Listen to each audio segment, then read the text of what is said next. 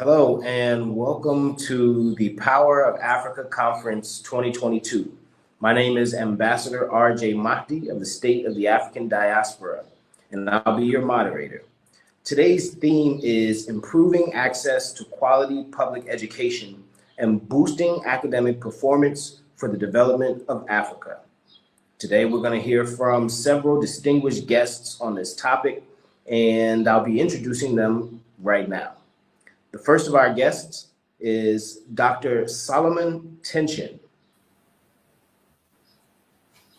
How you doing? Thank you so much for this opportunity to be a part of the Power Africa Conference. My name is Dr. Solomon Tenchin. I'm American. I'm based in Dallas, Texas. I'm CEO of SIM Companies, where we provide ecosystems that impact millennials to experience holistic success. And I'm also a higher education administrator and professor, and have presented and been in the space over 10 years now with a passion for student success and equity. So thank you so much for the opportunity to be a part of this panel. Thank you, sir. And our next guest is Jide Ayegbusi. Hello, everyone. My name is Jide Ayegbusi. I'm glad to be here. I lead the team at edusco.com, an education company leveraging technology and data to make life easier for players in the African education ecosystem. So we built a platform that helps parents make informed school choices for their kids. We currently work with about 4,500 schools across Nigeria and a few schools in Ghana. And every single day, a lot of parents, hundreds of parents come on the platform to shop for suitable schools for their kids. And also, we support aspirational parents with education funding so that they can give their kids quality education regardless of their socioeconomic status. So again, I'm glad to be here, and I look forward to an amazing session with Dr. Ambassador Mahdi. Thank you, Mr. Ayegbusi. Our next guest is Dr. Akosua Sumney. Hello, everybody. I am very blessed to be at the Power of African Conference 2022. I am Dr. Akosua Sumney, Ghanaian American residing in the state of California. I started as an educationist, and now I have an NGO that recruits African Americans to come back to Africa to learn about their background. So far, I've taken over 1,000 African Americans to Africa, mostly to Ghana, and it's been awesome. The year of return, which was 2019, we brought in, including the government of Ghana, we brought in over 1 million African Americans to Ghana alone. We started schools, different businesses, and then we started humanitarian work, helping people to be educated. And so today I am glad to talk about education and how we can improve education on the continent of Africa, where it all started. Thank Beautiful. you. Thank you, Dr. Sumney. And our final guest is Hamid Coyote Alabi. Yeah, it's nice to be here today, and it's nice to hear from everyone. Really looking forward to learning from your background. Once again, my name is Hamid Coyote Alabi, and I'm from Nigeria, currently based in London. I'm a social entrepreneur, author, SDGU champion with over 12 years of experience in active citizenship and volunteering. I founded Coyote Alabi Leadership and Career Initiative to help children in underserved communities develop life and 21st century skills. And we provide them with scholarship opportunities. We also organize a boot camp where they co-create solutions to their own problems, and we continue to offer mentorship and support for the growth of these young people. I currently work as an educational mentoring coordinator with Refugee Education UK, where I help young refugees and asylum seekers in the UK to connect them to mentors who provide educational support every week, and then to continue to help them develop life skills. I wear many hats in the educational sector, and I'm really looking forward to contributing to the development of African educational system, and to talk about to share insights into the educational system on the continent. Thank you. Thank you so much, Mr. Alabi, and welcome to all of our guests. Today's theme is improving access to quality public education and boosting academic performance for the development of Africa.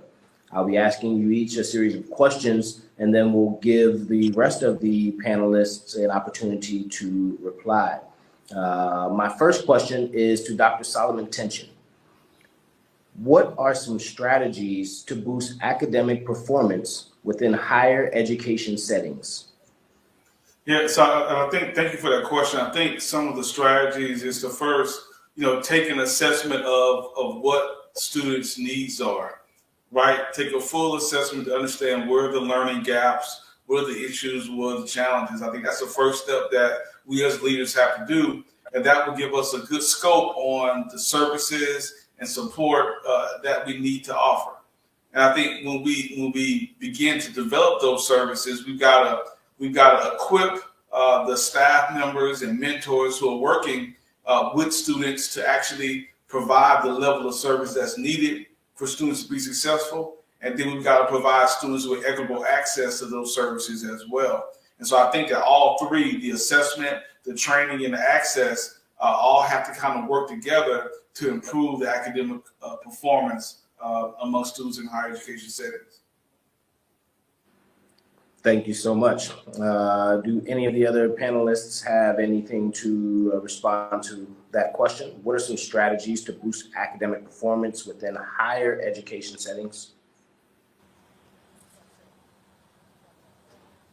Okay. Well, when I look back, go ahead. Looking back at what we inherited years ago, we've seen that education in Africa has been just theory. That is why the Chinese look at that. In the last 30 years, they have improved their education system. And so in Africa, we cannot just take what is handed down to us and just go by it. Even those that handed us that education system, they've made a lot of changes. But for years, centuries, Africa has not made any changes in the educational system. It's time for us to sit back and say, man, this was handed to us. What is good for Africa? What's going to help us? Let's look at it and see how we can improve it. So let's also compare those who have moved from the European and American system, especially Chinese, and let's look at how much they are doing. They are doing very well. And how can we also improve by comparing? Thank you so much, Dr. Can I also jump on this? I think for me, right, so I'm based in Nigeria, I'm based in Lagos, and I see that this, like every other year, where you have like demand for higher education or the increase. For instance, every year in Nigeria, about 1.6 million will sit for the entrance exams into various universities across Nigeria, right? And our university system can only take half of these guys, right? So how can we ensure that more students are able to access, that are willing, are able to access higher education, right, in a way that is really seamless? And of course, maybe technology can help in this regards. Who knows? Maybe as we continue in the program, we shall talk about that. Absolutely.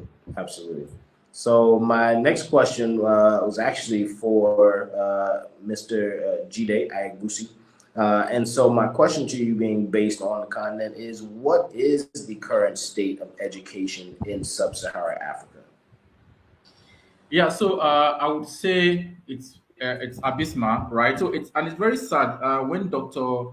Sune, started our presentation, she mentioned that education started from Africa, right?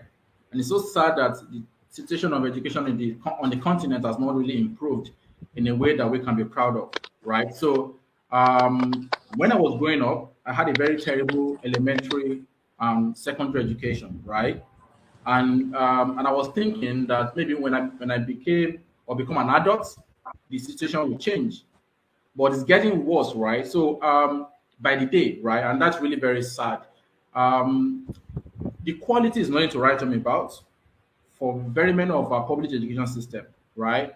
And also the level of apathy on the continent when it comes to education is also very sad, is also very sickening. Currently in Nigeria, about 18.5 million kids are out of school, right? That's like more than the population of Senegal, if I'm right, Ambassador Madi, right? So like 18.5 million kids. It was about 13.5 before, and we're saying that that figure was just too much. That was like the highest all over the world, but now 18.5. So meaning that the level of poverty has continued to grow in such a way that it's becoming really something that we need to really be bothered about. Because again, education is like the liberator. Education is a passport. Is a passport like who says that, like Malcolm X, right? The passport to the opportunities in the future. But again, it's so sad that we are not there yet. But it can be better.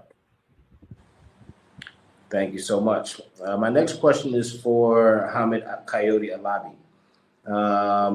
I recently read that as public education becomes better in certain countries, and particularly Rwanda, private schools are now losing business. So my question to you is, what role does quality public education have to play in the advancement and development of an African child where you are? Yeah, thanks for the question. I think the first thing we need to ask is to like deconstruct some concepts in the question you asked. And the first one is like, what is public education and who is an African child? So what is public education in itself? Like public education is geared towards helping a child develop skills, values, attitude, and knowledge in order to become a responsible member of the society, and in order to solve problems and challenges in the society. Every education needs to be geared towards national development and also global development. So it's not just about national development as well. You know, how do you also develop these international competencies as well to solving this problem and to like, you know, to solving these challenges we are facing in the world today. And when you look at Nigeria, for example, you look at the problem we're facing today from different sector, from the economic sector to the political sector, to every sector, it is because of the failure of the public education. Education itself should like, you know, like it should like is like the main access, you know, to growth and development of any country. So when you look at it again, look at the public education system. There are schools where, you know, people don't have teachers. So in 2018, I carried out a research, you know, where I traveled across 3 different regions in Nigeria to monitor education and development issues. And one of the community I went to was Moro community in Kwara State. And what happened in that community? I saw children walking barefooted, you know, to the classroom. I saw rain beating children in the classroom. I saw teachers not coming to the classroom. When you ask them why you're not in the classroom, they say like they are living far away, you know, from the classroom, and they don't have money. They don't have transportation money. You know, they don't even have the fund. Their salary is not enough. So again, these are like the challenges of education. Educational challenges or public educational challenges are multifaceted. Like they're like it's like a kind of connection. It's connected together. So again, teachers are not upskilled. Who is training teachers, right? These are the challenges as well. You know, for example, we asked a parent, like during the research, we asked the parent, you know, what are your child learning in the classroom? And they said like the child said that the rainbow has just 5 colors. You can imagine in the school system, in the public school system, you know, so what happens when children are learning from teachers who are not even qualified enough?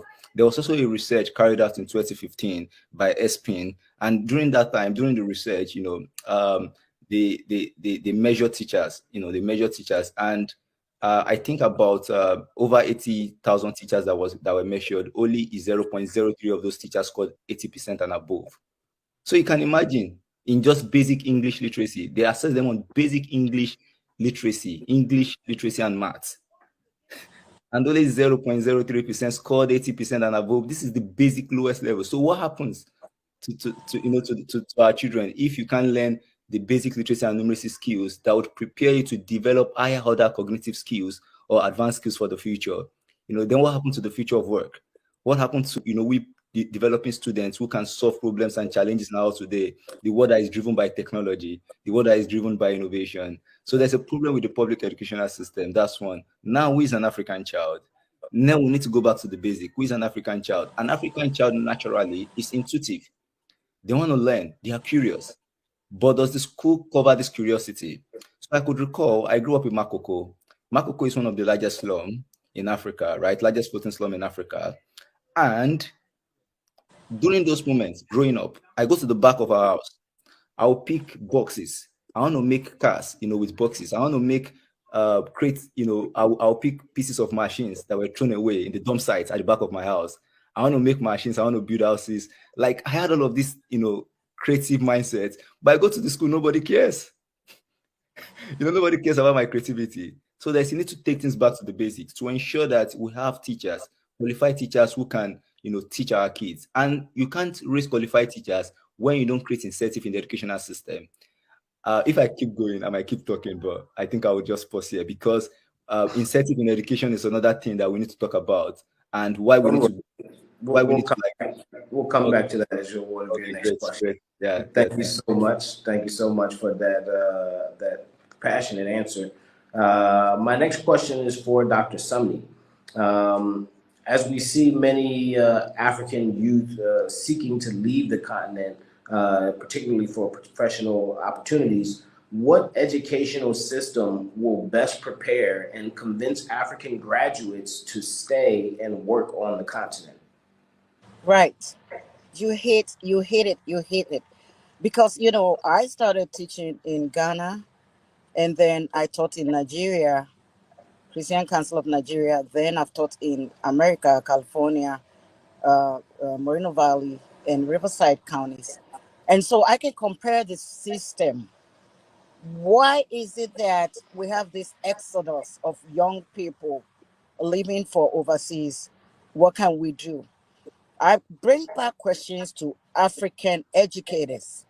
My first question is, why is it that the system we have, we cannot produce cars? Why is it that Africans cannot produce aeroplanes? Why is it that Africans cannot even produce motorcycles? Why is it that Africans youth finish university, they have their master's degree, they have PhDs, and they cannot produce basic medicine to cure malaria? And we got to bring everything from overseas. And so they want to go to overseas to learn what is going there successfully. We are not successful because we keep on copying an old system.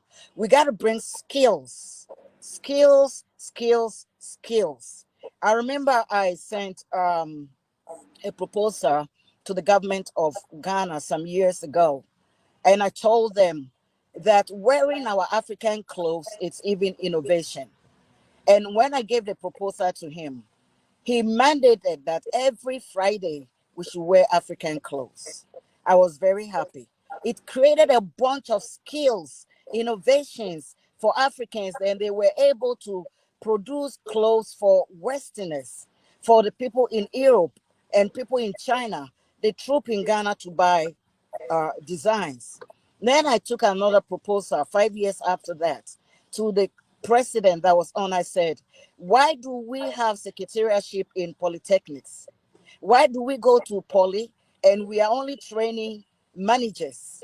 The polytechnics are supposed to be skillful enough so that we can turn them to universities and have proper engineering courses, skillful engineering courses. I'm glad he listened. And now in Ghana, when you go, we have our polytechnics as universities. Still, we are lacking. Why is it that we are not able to still produce cars? Let us ask each other. We are people that have finished university. We still pound fufu in Africa by using a stick and some kind of mortar wood to just pound fufu. And the Chinese just came and brought us fufu maker where you stick to the wall, the electricity power, and you are able to make your fufu in 2 minutes. Meanwhile, the youth finish university and they sit for 1 hour just to pound fufu. And so why are we doing this to young people? All we need to do is to innovate. We know there's no innovation. We have to have lots of skills. And I'm very, very serious about that. I have been to so many countries and I am so admired by the Chinese. And I'll keep on saying the Chinese. 30 years ago, they saw that it was just everything they were doing was just copying the West. So what did they do? They sat down and they planned the skills of China. Today, China is producing for every country. In America, where I live, every store that you go to is made in China, made in China. Why is it that we have so much in Africa and we cannot base on what we have to innovate and help our youth to be able to come up with things that the people in the West want to buy. Why are we buying things that we have in Africa? We are buying them from the West. We are buying them from China. So you ask me, what will make them stay here? Skills. We need to teach them how to produce medicine, malaria medicine. We don't need them to bring mosquito coil and mosquito spray from China. We don't need mosquito spray from England. We don't need mosquito spray from America. We need these things here. And if our African young people will be assisted to make cars, huh? We make cars in Nigeria, make cars in Ghana. Why do they want to go overseas? Why are nurses running away? Because they cannot produce ordinary headache medicine. Doctors cannot produce ordinary headache medicine and rubs. Everything we are buying, even matches. Can you hear me? The toothpick is being brought from China, and toothpick is being brought from UK. And so we need innovation in Africa. We got to get on the streets. We got to let them know that it's enough is enough.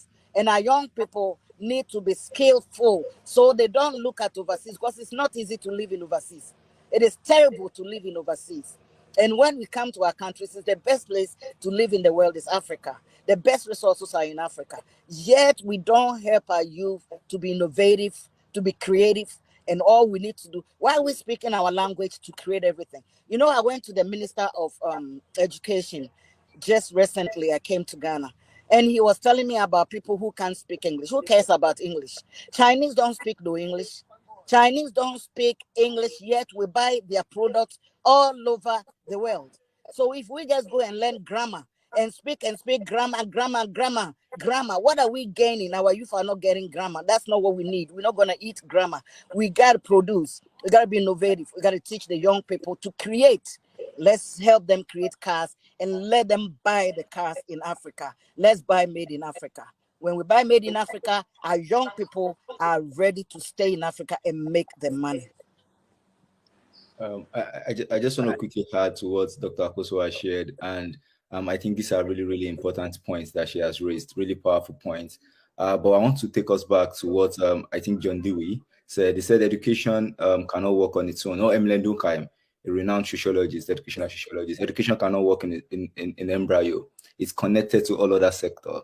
And so the truth is that when we think about education, or when we think about why education is not growing in Africa or in sub-Saharan Africa, we need to think about all other aspects of the sector. One is political will. So if there's no political will, to actually change the educational system, for example, what does the educational sector get in Nigeria?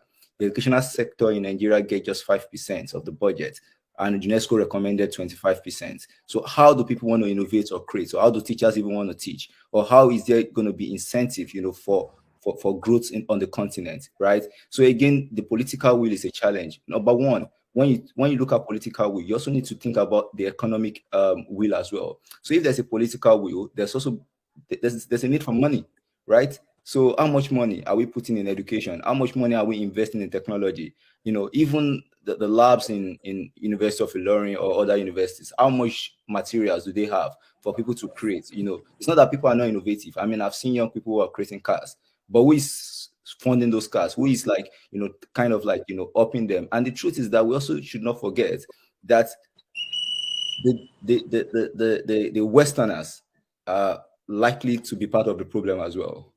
So because when you look at, when you give money to the government, you're giving them loans, you're giving them, all of these things, and people, would embezzle this money. Nobody's like there's a lot when it comes to these problems is deeply rooted in development. It's beyond just the whole educational framework. So I just want to add that education itself cannot solve its own problem. There's a need to look at all other sectors as well. So let me just stop at that. So but that was an interesting point. Thank you for raising that. Thank you so much for that point. And so, as Dr. Sumney mentioned, we need to upgrade the skills of Africa. My next question is directed to Dr. Solomon Tention. What does adequate access to public education look like in the 21st century? I think that first of all, some of the items you've already mentioned, I think that there's definitely got to be a digital component to that. as well. For remote areas, how can we equip those areas to where we can have online learning, online instruction, and digital engagement for those communities to where a physical building might not be there.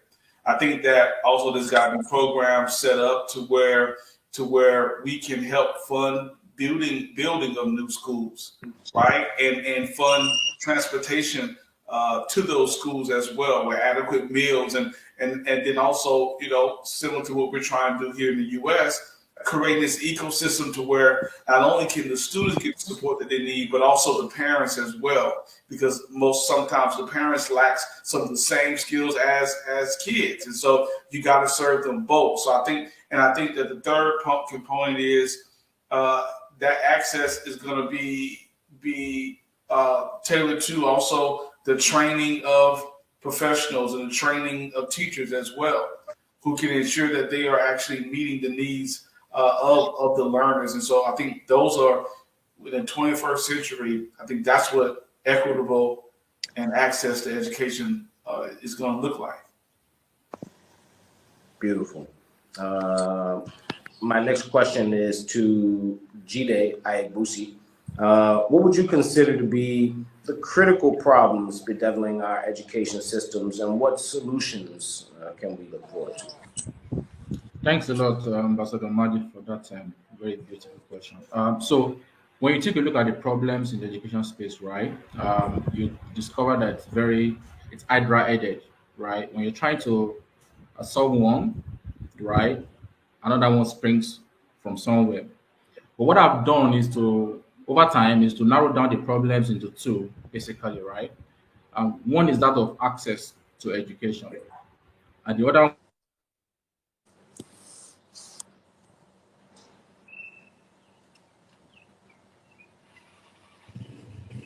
Looks like we may have lost Mr. Ayegbusi.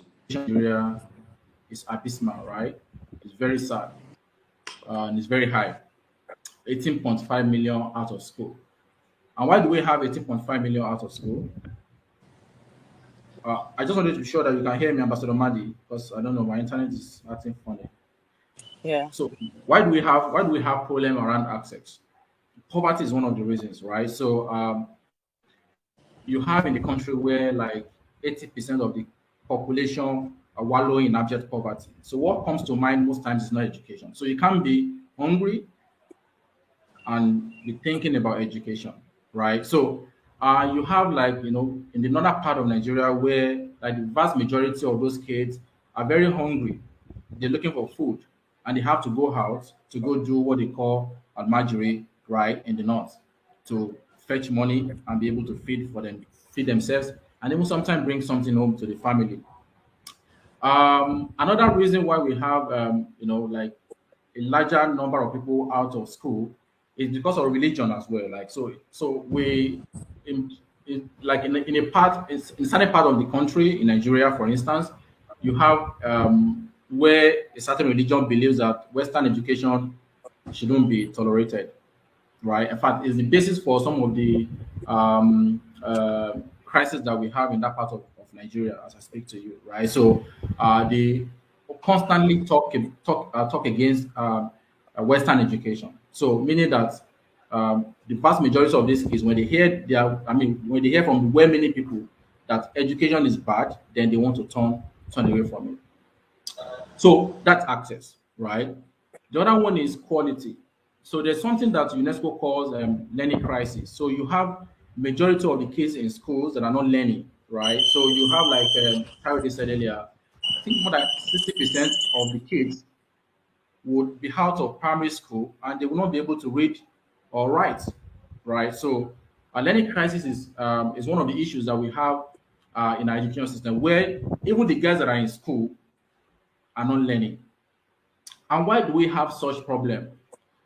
One of the reasons why we have that problem is because our curriculum is really very poor, right? So the curriculum that was used to prepare my grandpa for the first industrial revolution is still the curriculum that we're using today, right? I think it was John Dewey that says that if you teach today's students as we taught yesterday, that we're robbing them of tomorrow.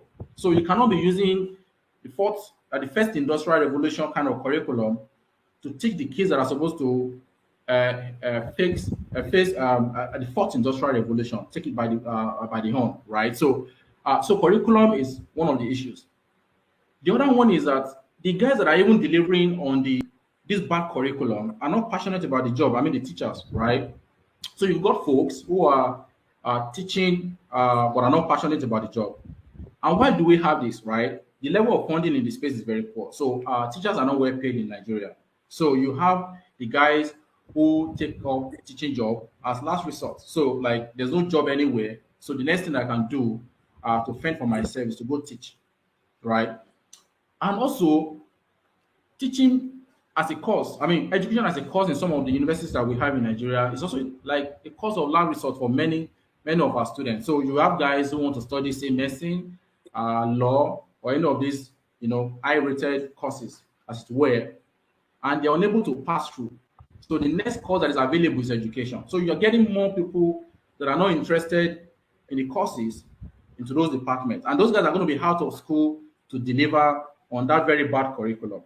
So quality of education will continue to be poor if you do not do anything really drastic about our curriculum. We need to overhaul the curriculum first and begin to deliver on 21st century curriculum. We need to upskill our teachers, right? I'm talking about the solution to some of these problems now. We need to upskill our teachers and ensure that the guys who are most passionate about the jobs are the ones that are teaching. We need to encourage them and ensure that we get the best talent to come to the teaching profession. And the only way you can do that in a country that is riddled with poverty is when you pay them highly. So you get the likes of Coyote, for instance, to come and teach in the classroom because he knows that he's going to get well paid. You can get the like of myself, Dr. Sone, to get into the classroom because we know that, yes, the pay will be worth the while for us, right?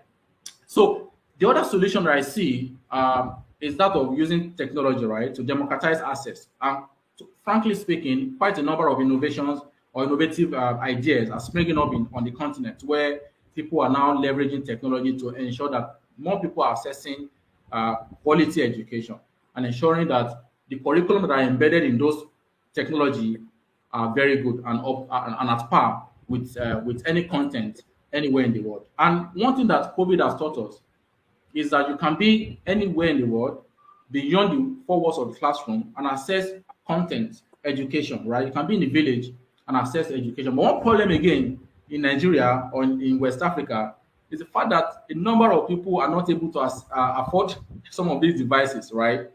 Even when you can afford, you can't be sure of the quality of network, right? So internet penetration and also a seamless experience while you're consuming some of this content via technology.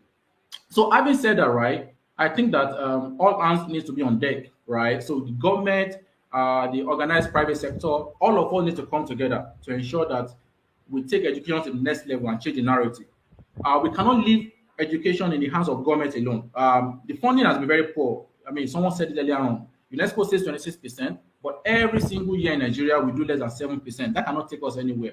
And I can also reason with the government because, again, the funding, the money they have at their disposal isn't much, and they have to also cater for other sectors. So you have the health sector, you have the agriculture sector, you have so many other sectors that are also demanding for the attention of the little budget that they have. So the organized private sector needs to come to the rescue. The funds, the money that we devote to some of these entertainment shows should be devoted to education. Like if you can just like imagine how much of money that the corporate world spend on things that are very relevant. Rather than, and the same people will come out to tell you that, wow, I can't find quality talent rather in Nigeria. How would you find quality talent in Nigeria when you are not even doing anything to support the ecosystem as a corporate body? So all of us need to come together to ensure that the quality of education is something that's really great and that can take our kids, to the next level, and of course help them to assess, future opportunities that are with them. Thank you. Great, thank you. And Mr. Igbusi touched on this a couple times, but I want to ask Dr. Sumney, what educational, is the educational systems that Europeans passed to the African continent years ago still working?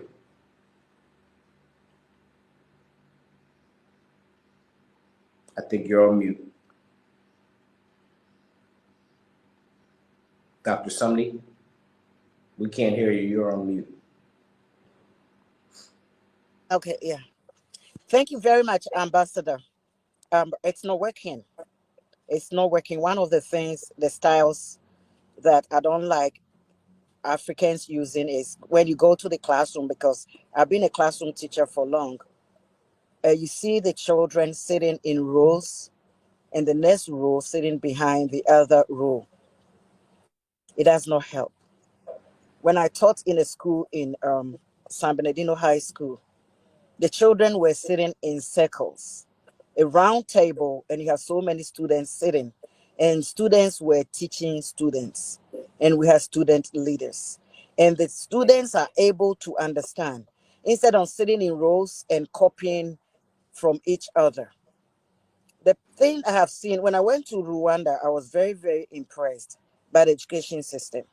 Almost every student in Rwanda has a laptop, and even the Seychelles Islands, education is so different. What I'm saying here is that what they handed to us, it's centuries. And if we still gonna use those centuries to educate our folks, that is gone. Because the people who handed us those educational systems, they are not using it no more.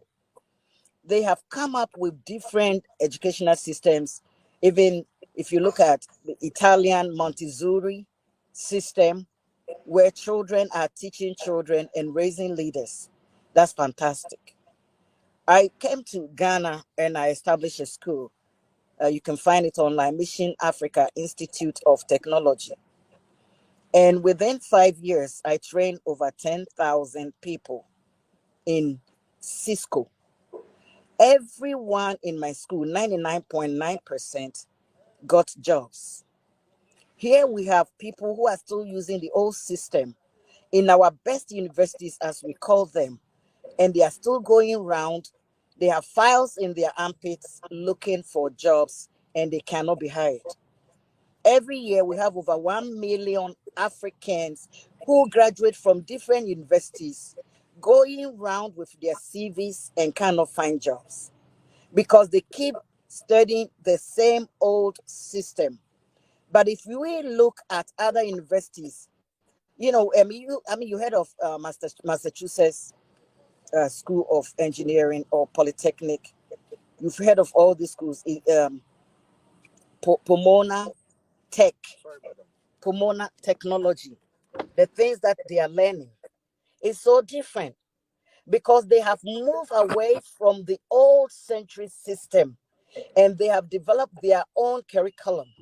So why can't we raise people? We know we have highly educated Nigerians, highly educated Ghanaians, highly educated people from Zimbabwe. A lot of people have PhDs. They are like the Jamaicans. Yet we still sit and use this old system that is not beneficial.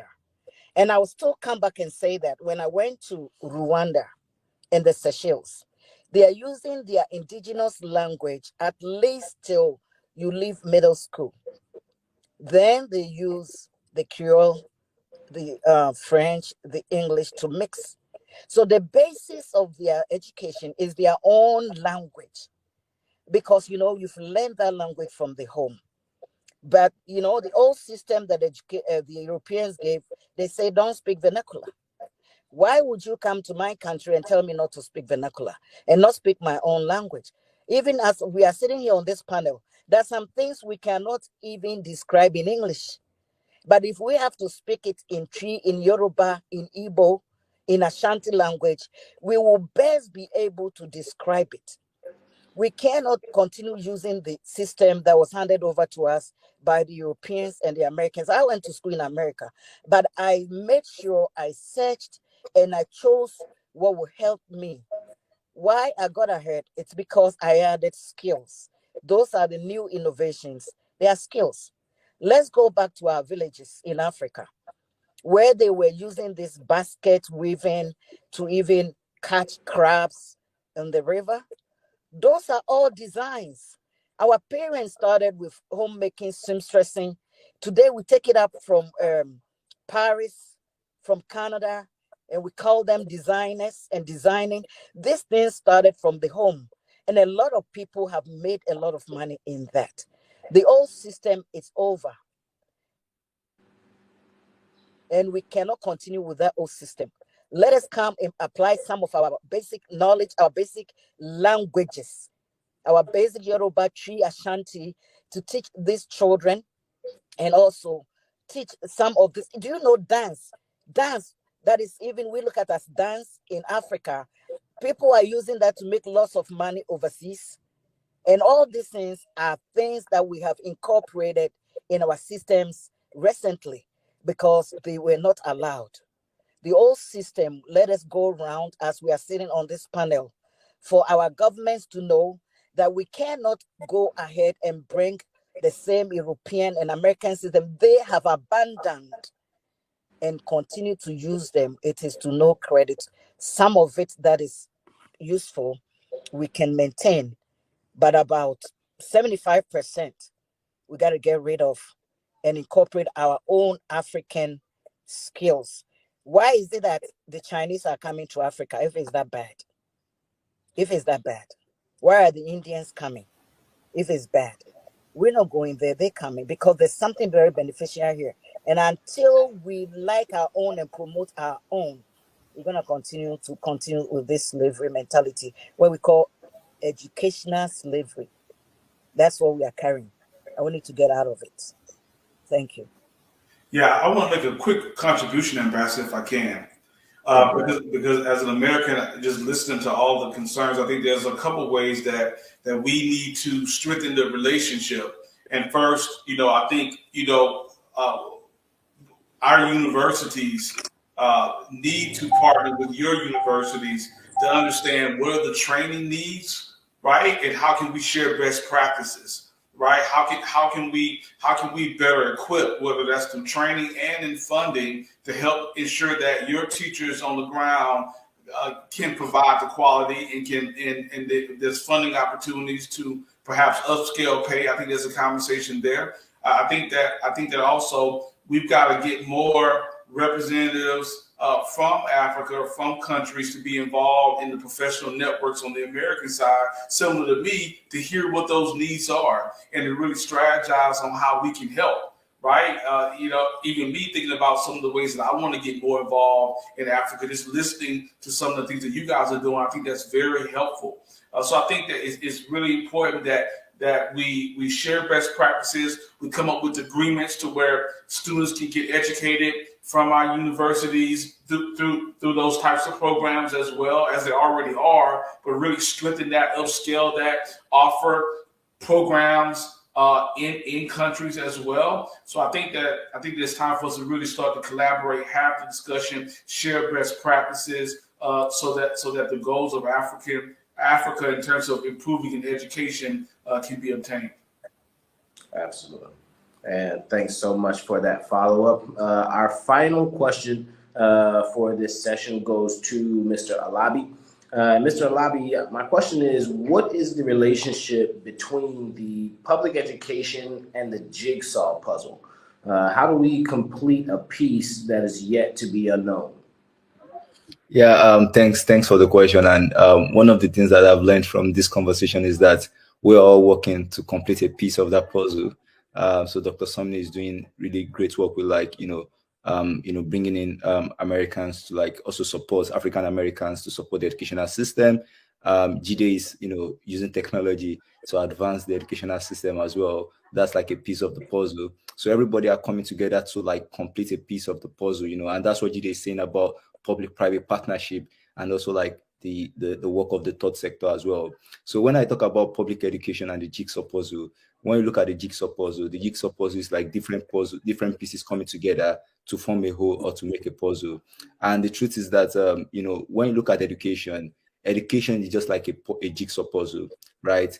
And this is the reason why I said it's a jigsaw puzzle. So you want a child to be able to solve problems and to be able to solve challenges. And to do that, especially a child from an underserved community or a child who have had a forced migration background, or for example, a refugee or asylum seeker, to help those child, different actors need to come together to support them.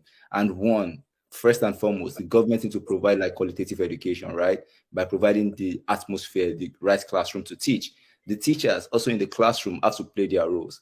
That means that the teachers will be in the classroom and they have to teach, encourage the learners. They have to be like, they have to even go above and beyond to teach. Also, the NGOs also have to play their role, by providing alternative education. For example, technology education, providing them with 21st century skills. So the government also needs to open up to ensure that NGOs and private sectors can come into the education system to provide some of this support. One of the challenges with African educational system is that the education system is fragmented, right? If you want to go into some public schools, you have to struggle. You have to and there's a need. We can't work in embryos. We need to work together, right? We can't work in silos, rather. We need to work together to create that educational change. And that's what I mean by the jigsaw puzzle.